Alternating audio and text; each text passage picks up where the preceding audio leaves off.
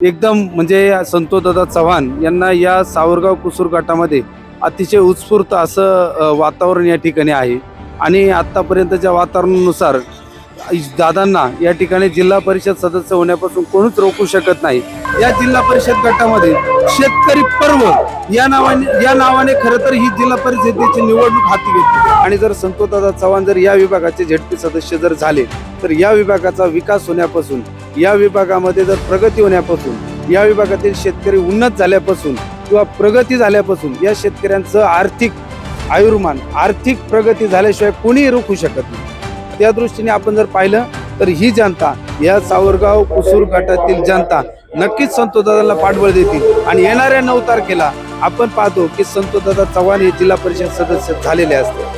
वरती आपल्याला जर पाहिलं तर आज शिवजन्मभूमीचे आपला माणूस शरददादा सोनवणे या तालुक्याचे आमदार आहेत। त्यांच्याच विचाराचे आज जर राज्यामध्ये पाहिलं तर उपमुख्यमंत्री एकनाथजी शिंदे साहेब आहेत आणि त्याच विचाराचे जर आज या ठिकाणी जर जिल्हा परिषद सदस्य जर संतोषदादा चव्हाण जर झाले तर खऱ्या अर्थानं या विभागाचा विकास झाल्याशिवाय राहणार नाही। एकदा जनतेने जर मनावर घेतलं ना साहेब कोणीच काय करू शकत नाही। ही जनमानसाची लाट आहे आणि यामध्ये नक्कीच आत्ताच्या परिस्थितीमध्ये संतोषदादा चव्हाण झेडपी सदस्य झाल्याशिवाय राहणार नाही एवढा पूर्ण आत्मविश्वास खरं तर मला आणि आमच्या संपूर्ण टीमला, संतोषदादा चव्हाण सर्व मित्र परिवाराला या ठिकाणी आहे। वडदच्या यात्रेमध्ये आज आपण आहोत।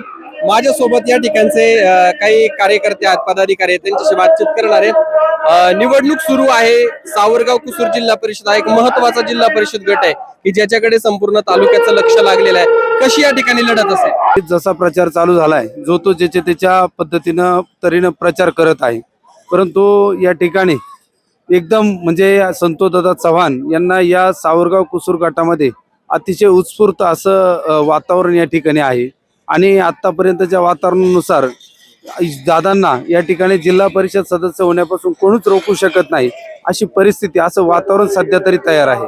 काय कोणत्या जमेच्या बाजू ठरतील? एक अभ्यासू व्यक्तिमत्व खरं तर एक आपण सर्वांनी पाहिलंच असेल, एक अभ्यासू व्यक्तिमत्व फक्त आश्वासनाची खैरात न देता आपण नक्की काय करू शकतो, काय केलं पाहिजे या पद्धतीचा एक अभ्यासपूर्ण खरं तर आराखडा आणि लोकांच्या समोर त्यांनी मांडणी केलेली आहे आणि संपूर्ण गटाचा अतिशय बारकाईनं अभ्यास या ठिकाणी केला आहे आणि विशेष म्हणजे त्यांनी खरं तर आपल्या या विभागामध्ये, आपल्या तालुक्यामध्ये कुठल्याही प्रकारची इंडस्ट्री नाहीये, MIDC नाहीये, सर्व लोक हे शेतीवरती अवलंबून आहेत। म्हणून त्यांनी एक शेतकऱ्यांच्या बाजूने खरं तर विचार करून शेतकऱ्यांसाठी काय करता येईल, कारण का शेतकरी जर सुधारला, शेती सुधारली तर इथल्या लोकांचं सर्वांचं आयुष्यमान बदलून जाईल आणि संपूर्ण अर्थव्यवस्था बदली जाईल। म्हणूनच खरं तर दादांनी आपल्या ज्या काही उमेदवार म्हणून उभे राहिलेले आहेत या जिल्हा परिषद गटामध्ये शेतकरी पर्व या नावाने खरं तर ही जिल्हा परिषदेची निवडणूक हाती घेतली आहे। शेतकरी पर्व ही टॅगलाईन दिली गेलेली आहे।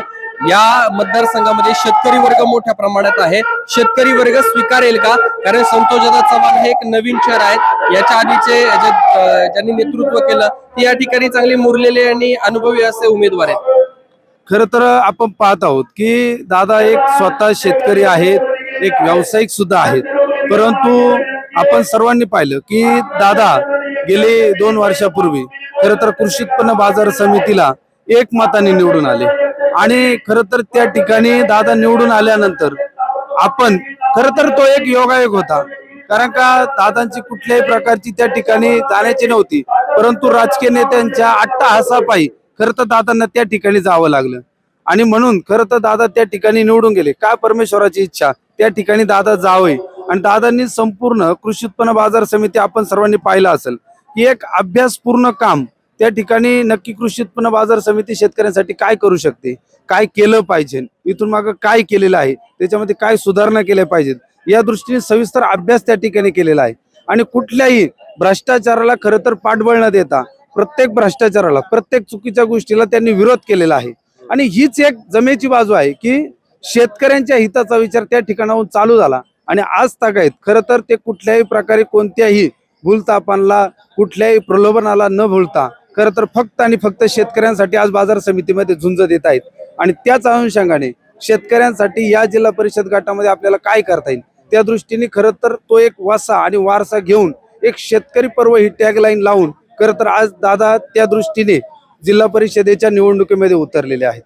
संतोष दादा विरुद्ध शिवसेना उद्धव बाळासाहेब ठाकरे किंवा भारतीय जनता पक्ष की मनसे इंजिन, काय कोणामध्ये फाईट होऊ शकते? हे पहा, आत्ताच्या घडीला खरं तर आपल्या संतोषदादा चव्हाण यांच्यासमोर हे तर आपल्या तालुक्याचे आमदार मान्य शरददादा सोनवणे शिवसेना पक्ष या पक्षाचे अधिकृत उमेदवार म्हणून तर संतोषदादा आज रिंगणामध्ये आहे. आपण जर समोरच्या बाजूला पाहिलं आहे तर संपूर्ण तालुक्यामध्ये आशाताई बुचके खरं तर ताई आज जवळजवळ आज 24 वर्ष या आपल्या या गटामध्ये आपल्या तालुक्यामध्ये खरं तर हे समाजसेवेचं काम करत आहेत. त्याचबरोबर गुलाबशेठ पारखे गेली 9 वर्ष या गटामध्ये जिल्हा परिषद सदस्य म्हणून काम करत आहेत. परंतु कुठंतरी एवढ्या वर्ष सुद्धा जाऊन जर आज आपल्याला पाहतो की हा प्रचार करत असताना एवढ्या ग्राउंड वरती येऊन एवढ्या तळागाळात जाऊन प्रचार करण्याची वेळ येते. अजूनही लोकांच्या जर अपेक्षा आपण पूर्ण करू शकलो नाही, म्हणजे लोकांच्या कुठेतरी उणिवा आपण आपल्याकडून राहिलेल्या आहेत. त्या उणिवा किंवा त्या ज्या काही इच्छा आहेत त्या अपेक्षा पूर्ण करण्यासाठी आपण कुठेतरी कमी पडलेलो आहोत, असं एक सविस्तर चित्र आपल्या सर्वांनी दिसत आहे.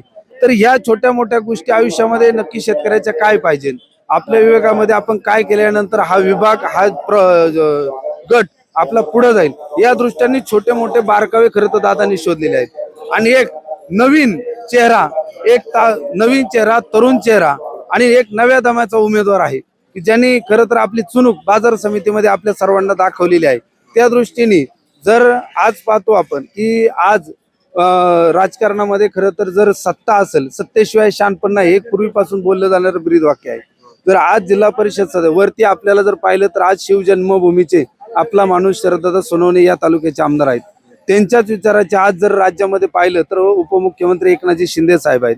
आणि त्याच विचाराचे जर आज या ठिकाणी जर जिल्हा परिषद सदस्य जर संतोषदादा चव्हाण जर झाले तर खऱ्या अर्थानं या विभागाचा विकास झाल्याशिवाय राहणार नाही. इथून पाठीमागच्या काळात पाहिलं की विसंगती निर्माण झालेली होती नेहमी, आणि ह्या विसंगतीमुळे खरं तर पाहिलं तर या विभागाचा विकास खरं रखडलेला आहे. जर जेडपी सदस्य जर या विभागाचा जर शिवसेनेचा असेल तर आमदार राष्ट्रवादीचा होतात, सत्ता कुठंतरी वरती राष्ट्रवादी बीजेपीची येते, बीजेपीचे खाली जर जेडपी असले तर वरती परत आमदार बदलतात, वरती सत्ता बदलते. हे समीकरण आतापर्यंत कुठंतरी आपण पाहिलं तर विसंगत होतं, आणि आता बऱ्याच वर्षांनी हे समीकरण अतिशय जुळून आलेलं आहे.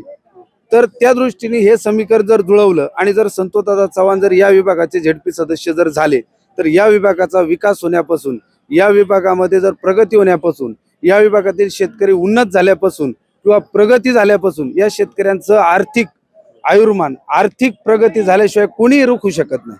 खरं तर गणेश भाऊ, येत्या 7 तारखेला 7 फेब्रुवारीला मतदान आहे. मतदार संतोषदादांना साथ देतील का? आणि 9 तारखेचा जो निकाल असेल तो काय असेल, काय विश्वास वाटतो?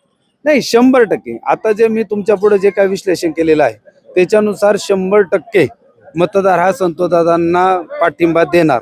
कारण काय पहा, ही एक प्रकारची सुप्त लाट आहे. काही राजकारण्यांच्या दडपशाही खाली खरं तर काही लोक समोर यायला घाबरतात, आणि काही लोक आज त्यांची इच्छा नसताना त्यांना पुढच्या समोरच्या गोटामध्ये काम करावं लागते. ही आपल्याला संतोषदादांचं एक ब्रीद वाक्य आहे, माणूस शरीराने नकोय, आपल्याकडं पाठीभर नकोय, मुठभर असू द्या पण प्रामाणिक असू द्या, एवढीच माणसं आपल्याबरोबर पाहिजे. एक माणूस जर दादांबरोबर जोडायचा असेल तर तो मनापासून जोडला गेला पाहिजे. कुठल्याही प्रकारचा दडपशाही केलेला किंवा कुठल्याही प्रलोभन देता जोडलेला माणूस नसावा. त्या दृष्टीने आपल्याबरोबर जी काही माणसं जोडलेली आहेत ती अतिशय मनापासून जोडलेली आहेत. त्याच्यामुळं मनापासून जोडलेली माणसं ही एखादा निसटता विजय, निसटता पराजय सुद्धा खेचून आणण्याची ताकद त्या लोकांमध्ये असते. त्या दृष्टीने आपण जर पाहिलं तर ही जनता, या सावरगाव कुसूर गटातील जनता नक्कीच संतोषदादांना पाठबळ देतील. आणि येणाऱ्या 9 तारखेला आपण पाहतो की संतोषदादा चव्हाण हे जिल्हा परिषद सदस्य झालेले असते. गणेश भाऊ, एक शेवटचा महत्वाचा प्रश्न. आमदार शरददादा सोनवणे जे निवडून आले ते अपक्ष निवडून आले. खरं तर त्यांच्या समोर सुद्धा तगड्या पक्षांचं आव्हान होतं, तगडे उमेदवार होते, पण तरी सुद्धा ते निवडून आले. काय त्यावेळेची जी निवडणुकीची स्ट्रॅटेजी होती ती सुद्धा यावेळेस संतोषदादा निवडून आणण्यासाठी वापरली जाईल का? शरददादांच्या निवडणुकीच्या प्लॅनचा किंवा रणनीतीचा इथे कसा फायदा होईल? कसं असतं, प्रत्येक व्यक्तीकडे पाहण्याचा दृष्टिकोन वेगळा असतो. आमदार म्हणून खरं तर शरददादांकडे पाहण्याचा दृष्टिकोन लोकांचा होता. आपण जर पाहिलं तर त्यावेळेस जर आपण 10 लोकांना जर विचारलं की या तालुक्याचा आमदार कोण होईल त्यावेळेस, कारण का रेसमध्ये तगडे उमेदवार विघ्नर सहकारी साखर कारखान्याचे चेअरमन सत्यशील दादा शेरकर होते, विद्यमान आमदार अतुल शेठ बेनके समोर होते, त्याचबरोबर ज्यांनी 20 वर्ष 24 वर्ष या जेडपी सदस्य म्हणून काम केलं त्या आशाताई बुचके होत्या आणि त्याच्यामध्ये शरददादा समोर होते. प्रत्येक जणाच्या तोंडामध्ये होतं का शरददादा हे 3 नंबरला आहेत, परंतु ना भूत ना भविष्य या तालुक्याने इतिहास रचून दिला की अपक्ष उमेदवार खरं तर या तालुक्याला आमदार म्हणून या जनतेने दिला. एकदा जनतेने जर मनावर घेतलं ना साहेब, कोणीच काय करू शकत नाही. ही जनमानसाची लाट आहे आणि यामध्ये नक्कीच आत्ताच्या परिस्थितीमध्ये संतोषदादा चव्हाण झेडपी सदस्य झाल्याशिवाय राहणार नाही एवढा पूर्ण आत्मविश्वास खरं तर मला आणि आमच्या संपूर्ण टीमला, संतोषदादा चव्हाण सर्व मित्र परिवाराला या ठिकाणी आहे.